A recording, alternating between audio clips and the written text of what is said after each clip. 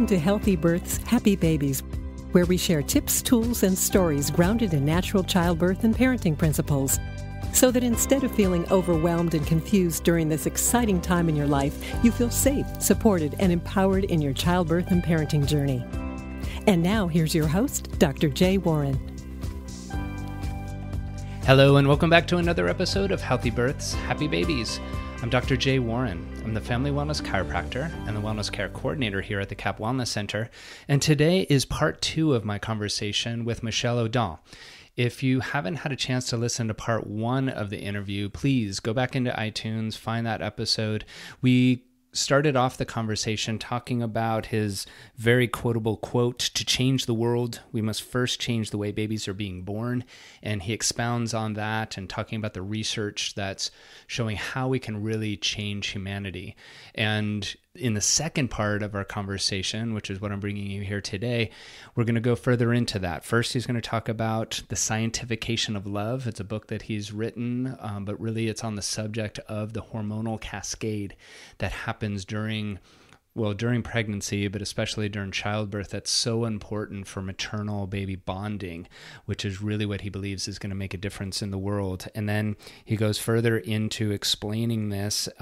He's written a whole book about childbirth and the evolution of Homo sapiens. It's a book that came out just a few years ago and really just shows how important this prenatal experience and the birth experience is in shaping humanity. It's a really amazing message, and I want to bring that to you right now. But first, as always, I want to take a moment to thank our sponsor, the CAP Wellness Center, who makes this podcast possible for you. The CAP Wellness Center in Encinitas, California, has assembled an incredible team of fully certified holistic healthcare professionals that offer the very best in prenatal, postpartum, and pediatric wellness services. We offer acupuncture, chiropractic, massage, yoga, lactation support services, and a wide variety of birth education classes to ensure that you are fully able to experience the power of birth. And now it's time to turn over to part 2 of our conversation. As I mentioned in part 1 in the introduction of that episode, Dr. Michelle Audin has been a French obstetrician since 1962. He has written dozens of books on natural birthing principles and has really been a pioneer in bringing those principles into maternity wards. Things like skin-to-skin contact right after birth, initiating lactation right after birth, birthing pools, so many different things that are now commonplace in hospital settings that really were because of the work that he has done since the 1970s. So it's an honor to pick up this conversation and share more with you. So with no further ado, let's turn right over to that conversation.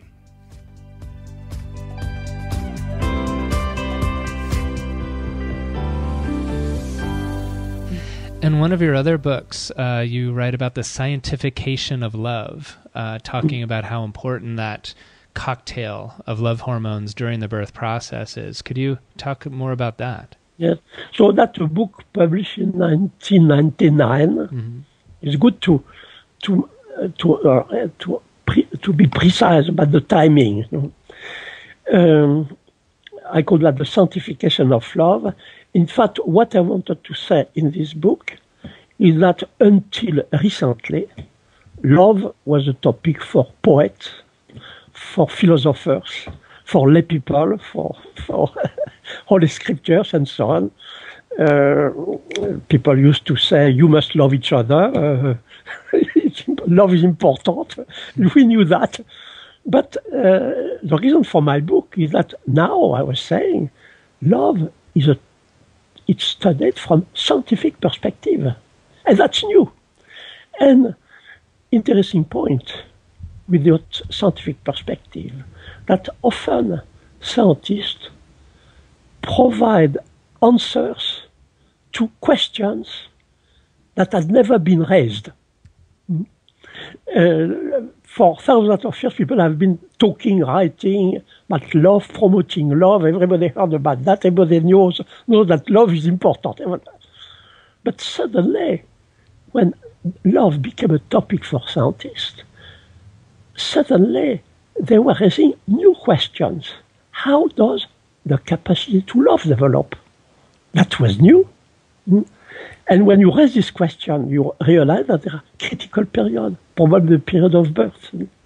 So it's often like that now, that often developing, emerging, fast developing scientific disciplines provide answers to questions that have never been raised. And it's often like that. Today, suddenly, we have to raise new questions instead of promoting a behavior. Often people promote a behavior. They say, love is important, but how does the capacity to love develop? Breastfeeding is important. But how does the capacity to breastfeed develop? And if you raise this question that way, you realize that there are connections between birth physiology and physiology of lactation. And perhaps a way to develop the capacity to breastfeed for a girl is to have been breastfed herself. You raise the question a different way. That's the effect of emerging scientific disciplines. They suddenly, instead of promoting behavior, everybody knows that breastfeeding is better for the baby, but how the capacity to breastfeed develop? Everybody knows about the importance of love, but how the capacity to love develops? So this is a turning point in our history, that the power of modern scientific discipline. And that was the meaning, in particular, of this book, published exactly 17 years ago. It's important to recall that. And at a time when suddenly we could say, now love is also a topic for scientists. That's new. Yes. And that brings us to one of your latest books that you've written, Childbirth and the Future of Homo Sapiens, or I think it was republished as Childbirth and the Evolution of Homo Sapiens. It kind of brings us back to how we started the conversation today. And is that book expands on how these birth practices are really shaping humanity? Well, that's exactly the meaning of this book. It was to raise questions. Okay. In this book, called originally Childbirth and the Future of Homo Sapiens, but in fact it became Childbirth and the Evolution of Homo Sapiens, which is probably a better way to present this book. I was explaining all the reasons we have today to think that the way babies are born will influence the evolution of our species. It's not easy to talk about that, because until now, scientists interested in evolution look at the past. They are fossil hunters, they are archaeologists, paleoanthropologists, geneticists. They look at the past. But what I was suggesting in this book, that we can be interested in the evolution of our species and raise questions about the future. Now we have such powerful ways to change our life, to modify our lifestyle, and particularly a critical period like the period of birth, that we have to wonder, but is it plausible that our species will becoming a little bit different from many, because we have modified, in particular, a critical period like the period of birth. Interestingly, I spoke about that about 2 years ago in London at a conference about human evolution. That is to say, scientists who until now were not interested in childbirth at all. It was not their business. I found incredibly easy in the current scientific context suddenly to open their eyes and their ears and their mind, to explain that why it's a critical period of development, to explain that how it has been completely modified recently. And these people knew that today we have a new understanding of the evolution, the process of evolution of species. Until recently, people were only thinking of genes. Until recently. Today, we know that the mother is transmitting to the baby more than her genes. She's transmitting her microbiome, that is to say, all the microorganisms that make her body, to a great extent, transmitted to the following generation. She's transmitted her epigenome, that means the way her genes have been educated to express themselves.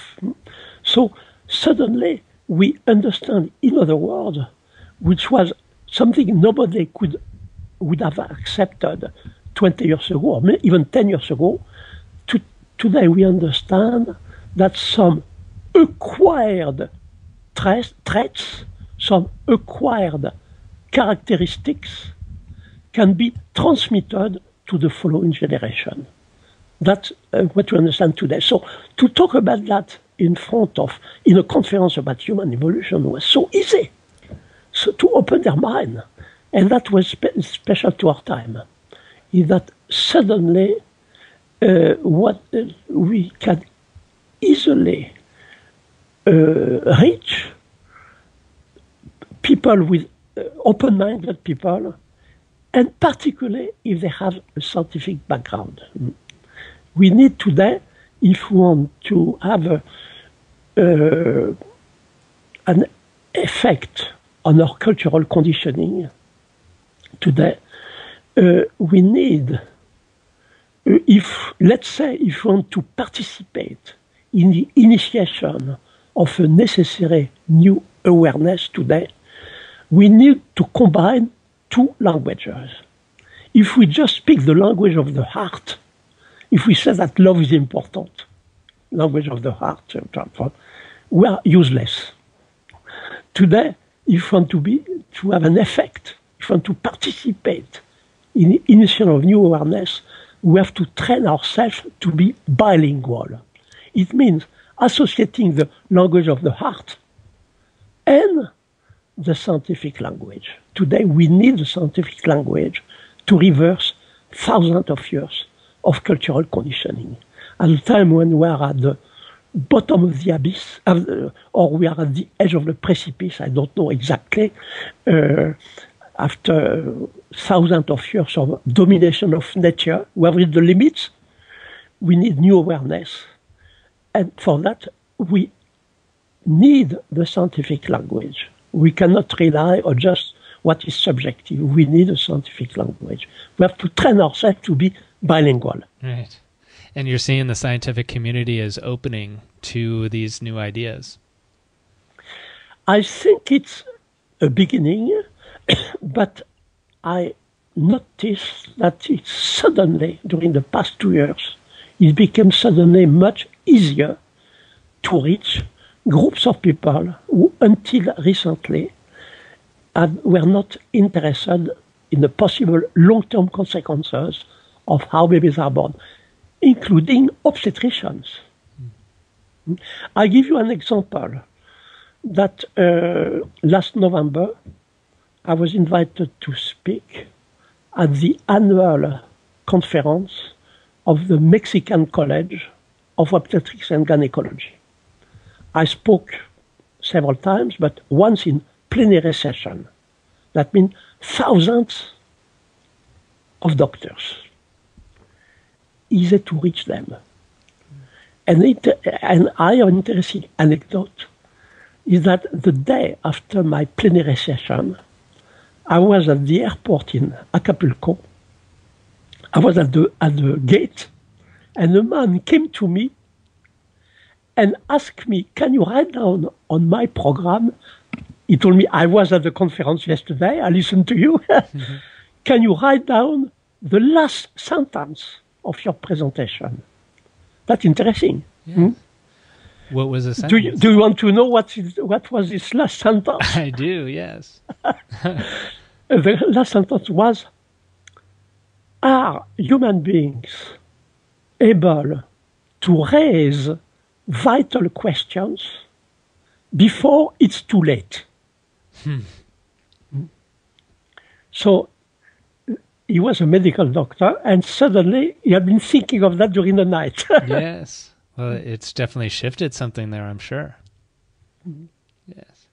So what about for the moms that are listening? If the listeners might be, still pregnant or have just had their baby and still in that primal period for the 1-year-olds. What message would you like?